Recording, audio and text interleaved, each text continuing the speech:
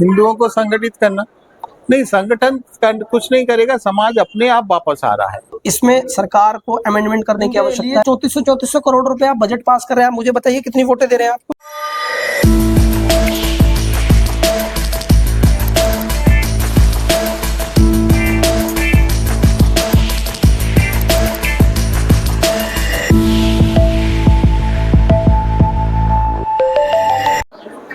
आज जो ये हिंदू सम्मेलन कार्यक्रम हो रहा है, इस कार्यक्रम करने का उद्देश्य क्या है?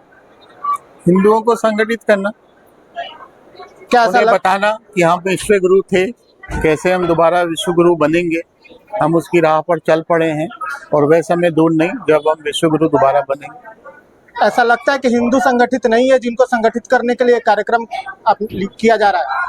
नहीं, संगठित है, पर उनको थोड़ा सा जानकारी का अभाव है। जानकारी मिलेगी, कहीं ना कहीं थोड़ा बहुत इशू रहते हैं, तो उसी वजह से हिंदू सम्मेलन कर रहे हैं। हम अपने धर्म और संस्कृति से इस कार्यक्रम के माध्यम से कितना जुड़ पा रहे हैं?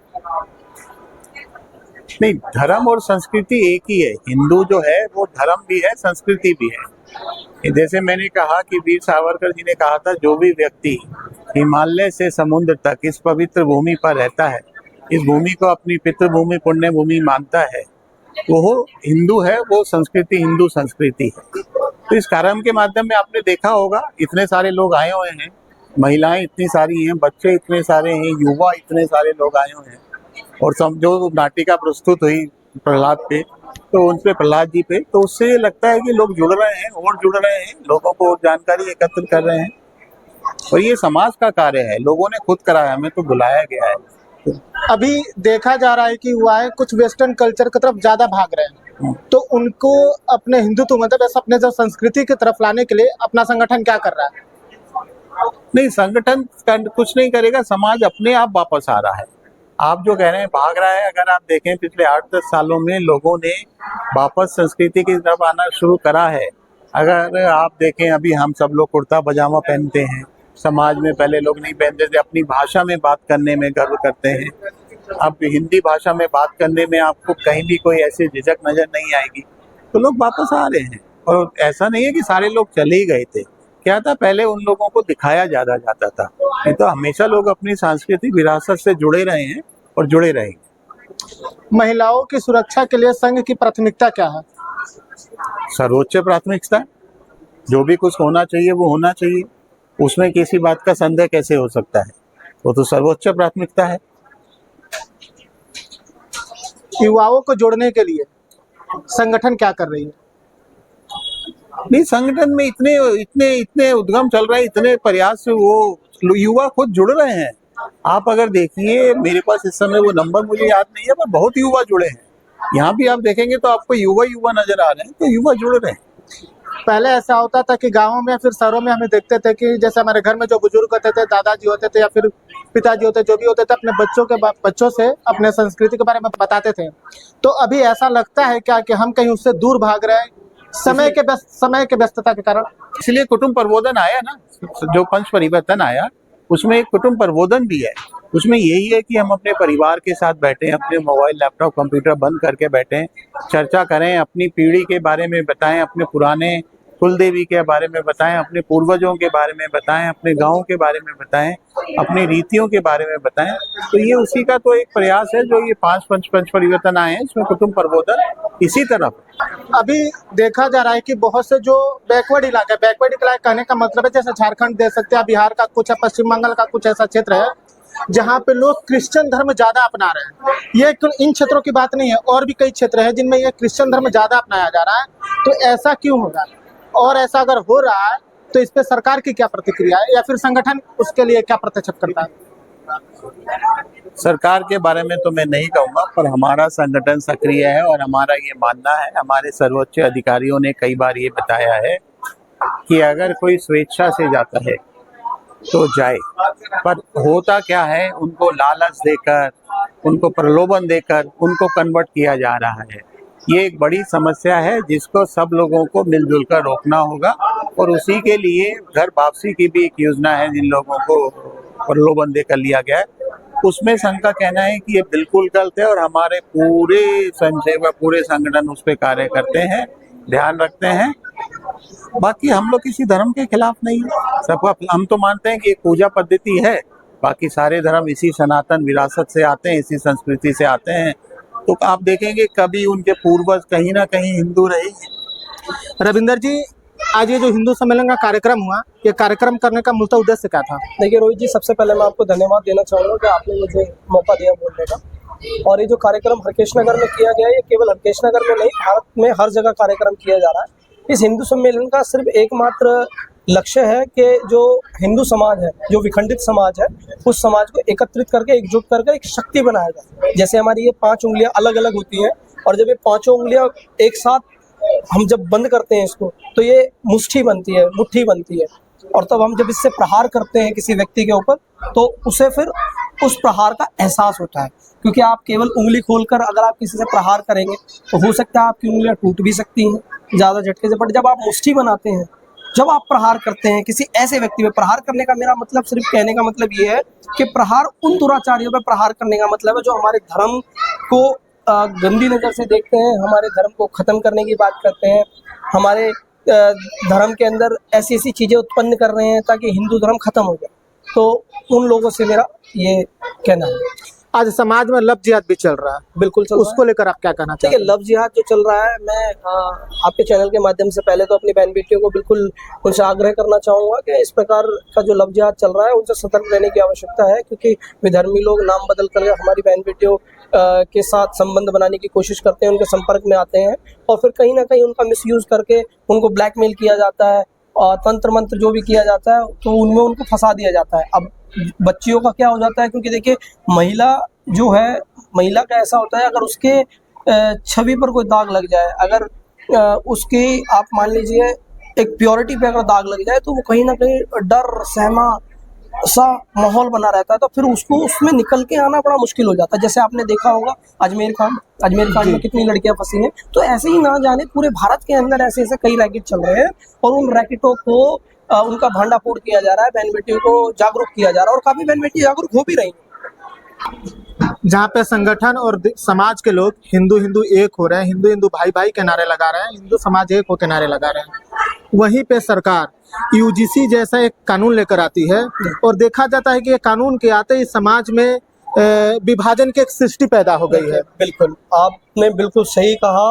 और मैं कहीं ना कहीं, देखिए, यूजीसी जो लेकर आए हैं, आप इस चीज़ को मानते हैं कि जो आप जिसको शूद्र कहते हैं, उस समाज का कहीं ना कहीं उत्पीड़न तो है। बिल्कुल, आप चाहे शैक्षणिक सेक्टर में देख लें या किसी और सेक्टर में देख लें, तो कहीं ना कहीं, मैं एक बार एक वीडियो देख रहा था, मैं आपको देखिए बड़ी मज़ेदार बात बताता हूँ, मैं उस वीडियो को आपको दूंगा भी क्लिप निकाल के। एक आईएएस थे, वो हरिजन समाज से थे, तो उन्होंने कहा कि मैं 7 साल उन्होंने नौकरी करी, और उन्होंने ये कहा कि जब मैं आईएएस होता था, जब मैं जनता दरबार लगाता था, तो लोग जो बाहर खड़े होते थे, तो वो पता क्या कहते थे, वो ये नहीं कहते थे आईएएस अंदर बैठा है, वो ये कहते थे कि चमार अंदर बैठा है। कह रहे मेरे यहाँ जो नौकरी करने वाला व्यक्ति था वो ब्राह्मण समाज से था, मेरा कप उठाना पसंद नहीं करता। सरकार को मैं यहाँ गलत इसलिए कहना चाहूँगा इस विषय पे कि यूजीसी में अगर उनको लाना था तो उनको ये भी करना था कि अगर कोई किसी पे गलत आरोप लगाए तो उस पर भी उतना ही कड़ा, क्योंकि यूजीसी 2012 में ही आया था और उस समय कोई विरोध नहीं हुआ था। हाँ। लेकिन इस बार जो सरकार लेकर आई है, उसमें यही लिखा गया है कि अगर कोई SC ST या OBC वर्ग का व्यक्ति है, किसी जनरल कास्ट वाले के ऊपर अगर झूठा आरोप भी लगाता है, आरोप सिद्ध नहीं होता है, तो उस व्यक्ति पर कोई सजा नहीं है। आप सिर्फ श्रवण की बात तो ठीक है, इसमें OBC भी लिप्त है। 80% केस SC ST के OBC वालों पे भी हैं। अब सरकार ने OBC को इसमें डाल दी। अगर चलो डाला, तो इसमें सरकार को अमेंडमेंट करने की आवश्यकता है। अमेंडमेंट क्या होना चाहिए? अमेंडमेंट ये होना चाहिए, अगर कोई व्यक्ति झूठा आरोप लगा रहा तो उस पर भी वही कार्रवाई हो जो कार्रवाई सरकार ने यूजीसी के हिसाब से श्रवणों पे करने की कोशिश। आपको लगता है कि यह कानून गलत है? देखिए, बिल्कुल मैं इस कानून को गलत इस वजह से मानता हूँ क्योंकि इस कानून के अंदर जो अमेंडमेंट होनी थी, अमेंडमेंट ये होनी थी, अगर कोई किसी पे झूठा आरोप लगाए तो उस पर भी वही कानून लागू हो, वही सजा मिलनी चाहिए जो किसी के ऊपर प्रताड़ित करता है या कुछ गलत करता है, उस पे हो रही वही चीज उस पर होनी चाहिए। और सबसे बड़ी बात मैं तो ये कहता हूँ, सरकार यूजीसी लेकर आ रही है, यूजीसी की जगह एक यूसीसी ले आती तो वो ज्यादा बढ़िया था। सरकार तो वही बोल रही थी कि यूसीसी लाएंगे, लेकिन लेके आ गए यूजीसी। बस हम तो खुद चाहते थे कि यूजीसी की जगह यूसीसी होना चाहिए था, यूनियन सिविल कोड, उससे समानता इक्वालिटी अपना आप आ जाती। देश का एक आम नागरिक के हिसाब से आप क्या चाहते हैं? देखिए देश का एक आम नागरिक, स्वर्ण और दलित ये बात की चीज है, पहले आप देश के नागरिक सबसे हैं। पहले तो ना तो स्वर्ण हमारे से दूर है, ना हम स्वर्णों से दूर हैं। मैं अपने आप को ब्राह्मण, शूद्र, क्षत्रिय, वैश्य सब बोलता हूँ, क्योंकि उससे पहले मैं एक सनातनी हूँ, इस देश का एक आम नागरिक हूँ। भारत माता के जो मिट्टी है, अगर हम उसको तिलक पे अगर अपने माथे पर लगाए तो हमारे लिए चंदन का काम करती है। इस भारत माता को नंदन है, अभिनंदन है, वंदन है, क्योंकि ये जो भूमि है, ये भूमि श्री राम जी ने कहा था, प्रभु श्री राम ने, कि जननी जन्म भूमि से स्वर्गाधिपि गरियसी, अर्थात जन्म देने वाली और आपकी जन्मभूमि स्वर्ग से भी बढ़कर है। तो मैं तो ये कहता हूँ आपस में ना लड़े, और जो सरकार ये जो यूजीसी लेकर आई है उसमें अमेंडमेंट करे, अगर करना ही है तो अमेंडमेंट करके लेकर आए ना, ताकि किसी को समस्या ना हो। एक बात इसमें हमने और गौर किया है कि संसद में स्वर्ण जाति के भी सांसद हैं, बिल्कुल एससी है, एसटी बिल्कुल, है, बिल्कुल। ओबीसी है, सारे वर्ग के हैं, हाँ। लेकिन किसी ने भी यूजीसी के ऊपर अभी तक कुछ नहीं बोला है। ऐसा क्यों? देखिए ये तो आपको पता है, ये तो पॉलिटिकल मुद्दा है। आप मान लीजिए कोई किसी से जुड़ा हुआ है, उसका क्या है, उस पे मैं टिक्का टिप्पणी नहीं करना चाहूंगा। नहीं, सबके अपने किसी भी अपने सांसद को अगर कोई एक समाज थोड़ी वोट देकर जितवा देता है। बिल्कुल। देखिए अगर कोई लोकसभा हुआ, विधानसभा हुआ या वार्ड हुआ, उसमें सभी का समावेश होता है। सब अब जो जिसको पसंद करता है, जो जिसकी जैसी विचारधारा है, वो उस पार्टी के व्यक्ति को चुनता है। तो इसमें ये कहना गलत है कि केवल ओबीसी को चुन रहा है, या दलित को चुन रहा है, या जनरल को चुन रहा है, ये गलत बात है। क्योंकि अगर कोई सांसद, मंत्री, विधायक, पार्षद कुछ भी बनता है तो वो सभी की वोटों से बनता है, और उस वोटों में देश के प्रत्येक नागरिक का योगदान होता है, चाहे वो किसी भी जाति से आता हो, किसी भी वर्ण से आता हो। इस मंच से सरकार को क्या संदेश देंगे? देखिए इस मंत्र से मैं सरकार को यही कहना चाहूंगा कि जो यूजीसी है, इसमें जो अमेंडमेंट करने की आवश्यकता है उसको अमेंडमेंट करे, ताकि जो झूठे आरोप लगते हैं उन लोगों पे भी कार्रवाई हो। और दूसरी बात, सरकार से आग्रह करूंगा कि कृपया हिंदुओं को बांटने का काम ना करें। बड़ी मुश्किल से एक मंच पे आने का प्रयास किया जा रहा है, उस चीज को ना तोड़ा जाए, क्योंकि भाजपा सरकार जो है वो सिर्फ हिंदुओं की बदौलत है। वरना जो लोग हैं जिनके लिए 3400 करोड़ रुपए आप बजट पास कर रहे हैं, आप मुझे बताइए कितनी वोटें दे रहे हैं आपको? आप मुझे बताइए ना। पिछली साल जो बजट था उस समय 33 करोड़ ये 3350 करोड़ था, अब 3400 करोड़ कर दिया। आप जिस वर्ग को साधने का प्रयास कर रहे हो आप साधिए, मना कोई नहीं कर रहा, पर उस वर्ग से वोट भी तो लीजिए।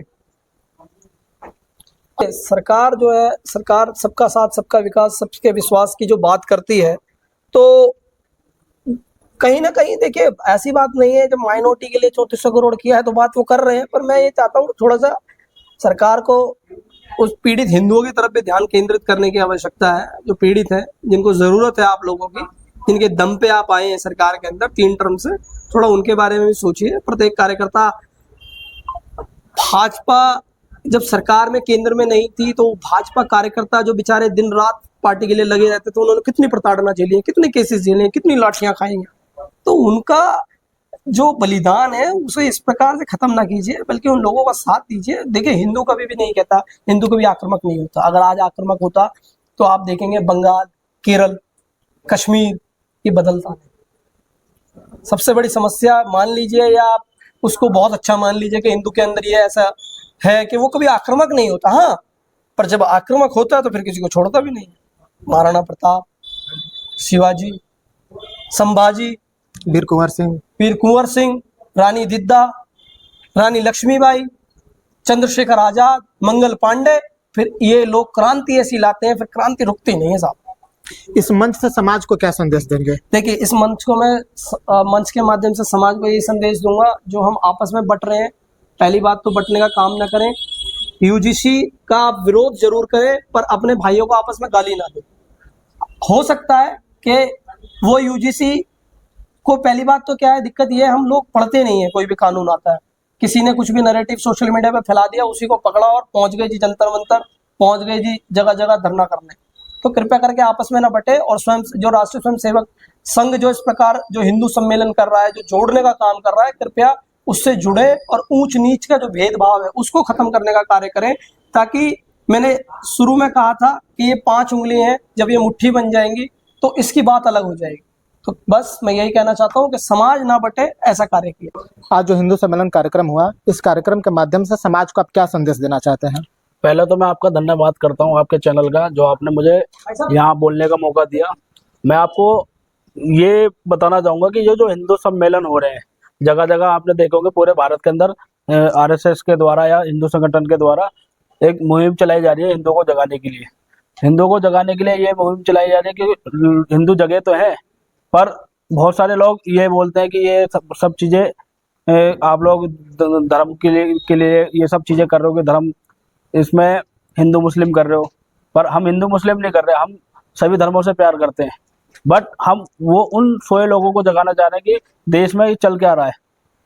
कि अभी देखो, आप ये देख सकते हो कि हर जगह हिंदू संगठन हो रहे हैं, हर अपार्टमेंट में चले जाओ या हर जगह चले जाओ, किसी भी क्षेत्र में चले जाओ, ताकि लोग जगह और इन सब चीज़ों को देखें कि हम कहाँ पीछे हो रहे हैं। क्योंकि सनातन धर्म इतना अपना ये दो धर्म है, वो सबसे पहला धर्म है जो सनातन धर्म है। और हम अपने संस्कृति को भूल के अंग्रेजों की चीज़ों को, मुगलों के द्वारा दी गई चीज़ों को कर रहे हैं, फॉलो कर रहे हैं। देखो अभी कल ही 14 तारीख थी, वैलेंटाइन डे। लोगों को पता था कि वैलेंटाइन डे है, पर किसी को ये नहीं पता था कि उस दिन हमारी 14 फरवरी 2019 को हमारे पुलवामा अटैक में 40 फौजी शहीद हुए। वो किसी को पता नहीं। कोई उनके माँ, किसी का भाई गया, किसी का बेटा गया। ये सब चीजें देखते हुए मैं ये देख रहा हूँ कि लोग सो गए हैं, अपनी चीजों को भूल चुके हैं, अपनी संस्कृति को भूल चुके हैं। युवाओं को जोड़ने के लिए, युवाओं को अपने संस्कृति से जोड़ने के लिए ये मंच क्या कर रहा है? युवाओं की संस्कृति को जोड़ने के लिए मंच के द्वारा हम जगह जगह मुहिम चला रहे हैं कि उनको बताया जाए कि हम कौन है, हमारा धर्म क्या है, हमारी असली पहचान क्या है।